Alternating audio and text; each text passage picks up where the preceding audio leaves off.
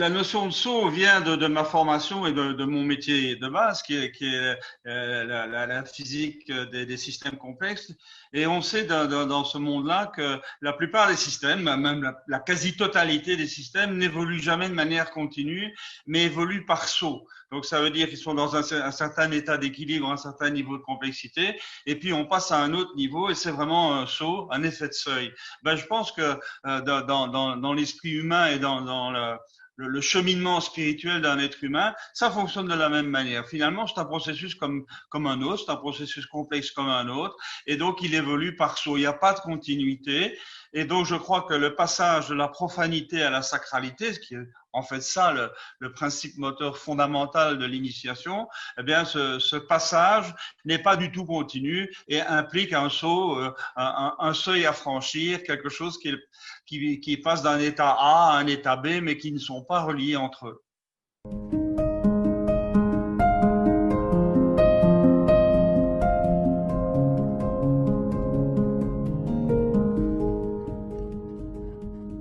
Détecter le désir, moi je dirais plutôt c'est un désir de spiritualité plutôt que de changement. C'est, je crois, le fondement même de l'initiation maçonnique. C'est d'ouvrir la porte vers une démarche spirituelle. Encore faut-il en avoir besoin, en avoir envie.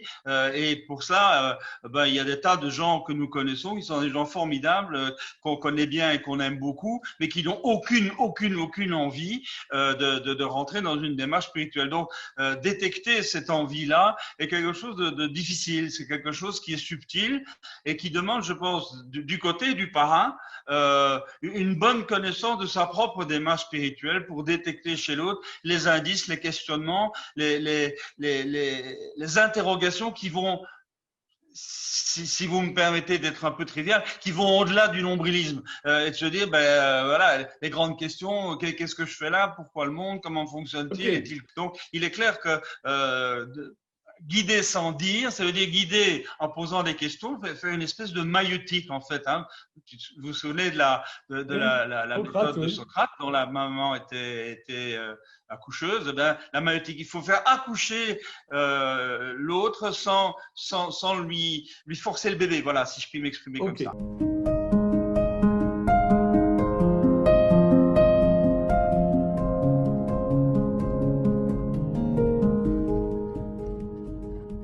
Petite rectification, aujourd'hui en France, il n'y a pas une cinquantaine de véhémences, il y en a 220. Donc ça c'est un phénomène typiquement français de prolifération. Dès que quelqu'un pense autrement que quelqu'un d'autre, il crée sa propre véhéance pour bien montrer sa différence.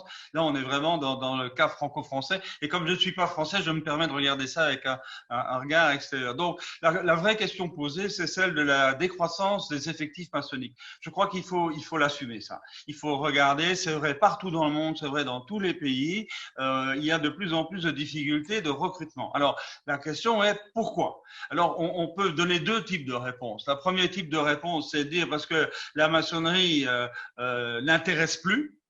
Ou bien l'autre réponse, c'est parce que les profanes s'intéressent à toute autre chose. Ben, je pense qu'il y a un peu des deux. Il y a un peu des deux dans la mesure où ce qu'il paraît être la maçonnerie, et je pense surtout là le côté français, c'est qu'on parle beaucoup de la maçonnerie à travers les combats de certaines obédiences en termes de laïcité, en termes d'anticléricalisme, en termes de philosophie des Lumières, en termes d'idéaux de la modernité. Le problème est que ces combats-là, même s'ils ont été indispensables, je ne dis pas le contraire, aujourd'hui n'intéressent plus grand monde. Donc je crois que c'est pas cette maçonnerie-là qui est intéressante pour le public aujourd'hui.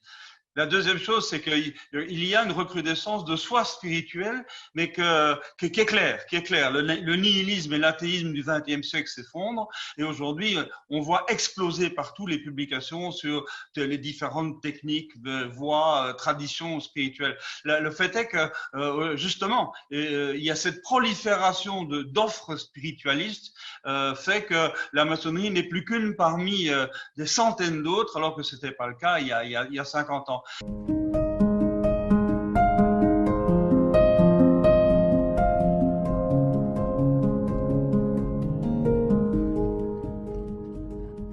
vaste question. En 2 minutes, ça va être dur. Ce qui est clair, ce que n'est pas la maçonnerie, c'est pas un club de pensée, c'est pas une université, c'est pas le café du commerce, c'est pas un endroit où on se rencontre pour discuter, c'est pas un endroit mondain, c'est pas un endroit de camaraderie ou de copinage.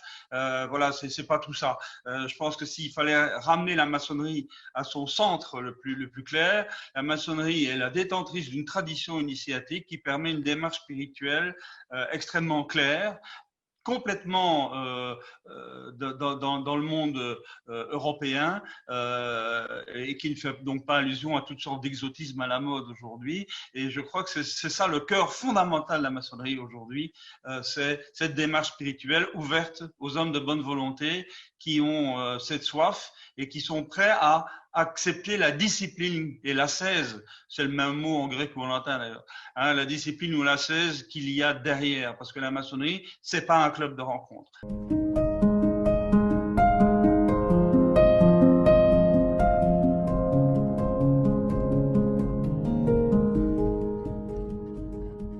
Alors, la ferveur d'abord, je pense qu'on sera un très très mauvais parrain si on ne croit pas que la maçonnerie est quelque chose de fabuleux, de magnifique, d'extrêmement précieux. Donc il y a cette ferveur du parrain qui doit transparaître et ça doit être une passion, ça doit être quelque chose qui exprime de la chaleur et de la lumière, bien entendu. La deuxième chose, c'est la rigueur. Oui, je pense que l'acte de parrainage est un acte de grande responsabilité. On amène quelqu'un qui est si vous me permettez l'expression peut-être un peu trop dure, qui est un corps étranger et qui va devoir faire partie de quelque chose d'organiquement très fort. Donc c'est une responsabilité énorme. On ne peut pas faire n'importe quoi. Il faut être rigoureux dans la démarche. Et le troisième adjectif que vous avez utilisé, c'est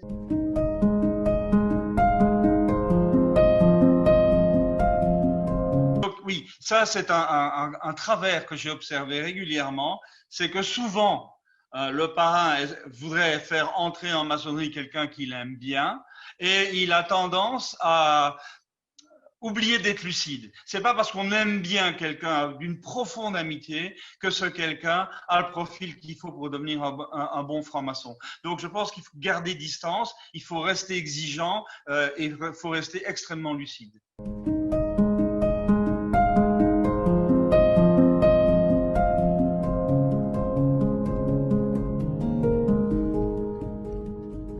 La fraternité, c'est pas l'amitié. Ça peut l'être, mais ça ne l'est pas forcément. La fraternité, c'est pas le copinage, c'est pas la camaraderie. Ce sont des sentiments de nature complètement différents. La fraternité, c'est être très clair sur une chose, c'est qu'être frère, c'est avoir le même père et avoir la même mère.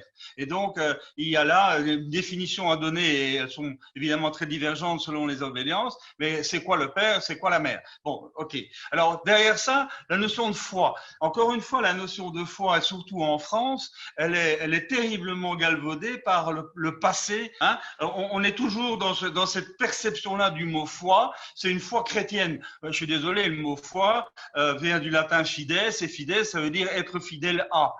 Et donc, moi, je pense que la notion de foi, c'est quelque part non pas contre la raison, mais avec la raison, être engagé dans quelque chose qui est important, qui est fondamental, et pour lequel on veut se consacrer et pour lequel on est prêt à sacrifier une partie de son temps, de son énergie. Et vous savez, consacrer et sacrifier, c'est le mot sacré qui est fondamental. Hein. La foi, c'est donc quelque part croire qu'il y a quelque chose au-delà de mon nombril et que ce quelque chose au-delà de mon nombril mérite d'être sacralisé. Alors la notion de l'ordre, la notion d'ordre maintenant, oui, la maçonnerie, c'est un ordre maçonnique.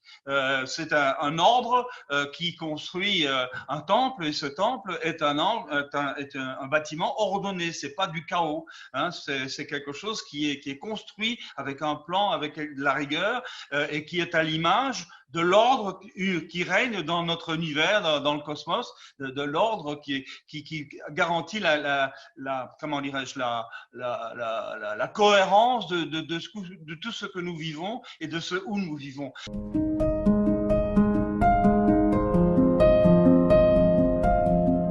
Et clairement, oui.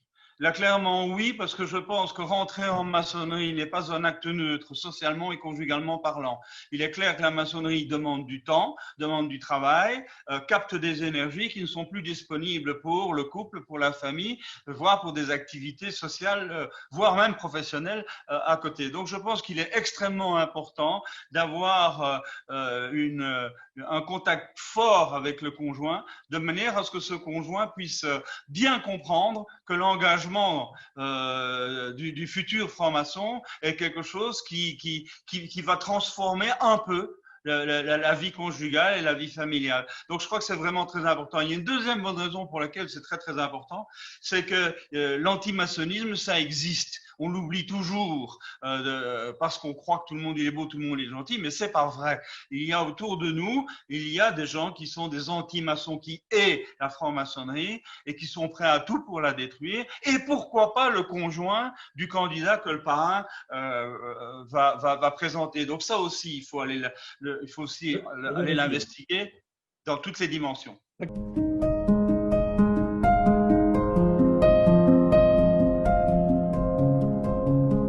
Il y a évidemment pas de martingale, parce que s'il y en avait une, on la connaîtrait depuis très longtemps. Ce qui est très clair pour moi, c'est, en tout cas je vous parle de moi, c'est que la rotation régulière du vénérable et de ses officiers est quelque chose qui amène quiconque à se réimpliquer dans la loge, parce que le fait de jouer un rôle et tous les ans de changer ce rôle est quelque chose qui quelque part nourrit, parce qu'il y a quelque chose d'actif à faire. Rester assis sur les colonnes pendant 5 ans ou 6 ans ou 7 ans est quelque chose qui est formidable, à condition d'avoir les antennes spirituelles très grandes ouvertes et de se nourrir à chaque fois de quelque chose. Le fait d'être actif dans la commission d'une loge me paraît être une bonne manière de réactiver régulièrement l'énergie mentale.